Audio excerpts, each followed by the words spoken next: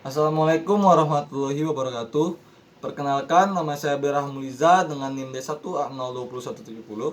Di sini saya akan mereview ceramah Isra Mi'raj pada hari Sabtu kemarin yang berjudul Mengetuk Pintu Langit Menebar Damai di Bumi dalam Menjaga NKRI dalam rangka peringatan Isra Mi'raj Nabi Muhammad SAW 1442 Hijriah oleh Profesor Dr. Kiai Haji Nasruddin Umar.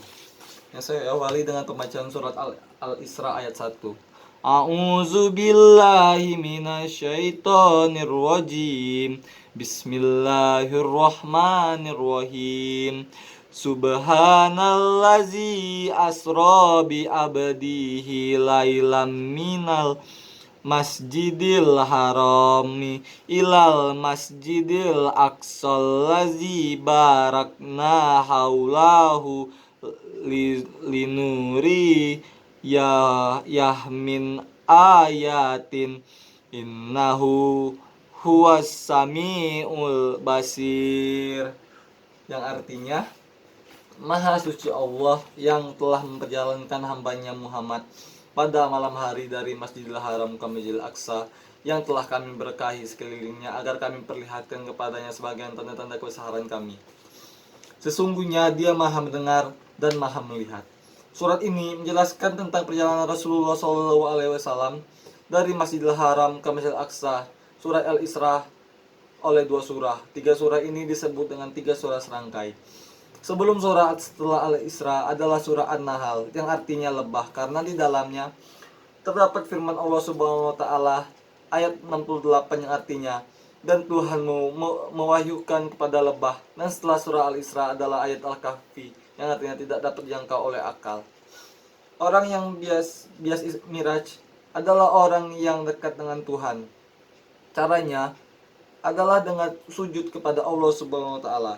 Kekusyukan sholat mulai dari wudhu. Hakikat berwudhu atau tahara adalah untuk membersihkan diri kita saat berwudhu, saat membasuh wajah. Maka akan membersihkan apa saja hal-hal yang buruk pernah kita lihat. Saat membasuh telinga, maka akan membersihkan hal-hal yang buruk yang pernah kita dengar. Saat membasuh sebagian kepala, maka akan membersihkan pikiran buruk yang pernah kita pikirkan. Adapun membasuh tangan serta kaki dapat membersihkan hal-hal buruk yang telah kita lakukan keduanya. Oleh karena itu, harus menyempurnakan wudhu kita. Oleh karena itu, kita harus menyempurnakan wudhu kita. Orang yang menggapai langit adalah orang-orang yang menyembah Allah dan tidak menyekutuinya. Syarat yang lainnya itu adalah la ilah, malam hari. Kita harus meningkatkan kualitas la ilah kita. Al-lailah bukan berarti malam saja, tapi bisa berarti keheningan, kedamaian, kerinduan, kekusyukan, dan lain-lain sebagainya. Itulah situasi batin yang membantu kita menggapai langit. Kalau sifat kita sombong, angkuh, maka seakan sulit membawa kita menggapai langit. Karena saat malam hari kita bisa lebih khusyuk, oleh karena itu perbanyak sholat di malam hari. Ayat 1-5 dengan surah ini adalah ayat Al-Quran yang pertama kali diturunkan, yaitu di waktu Nabi Muhammad bertafakur di Gua Hira.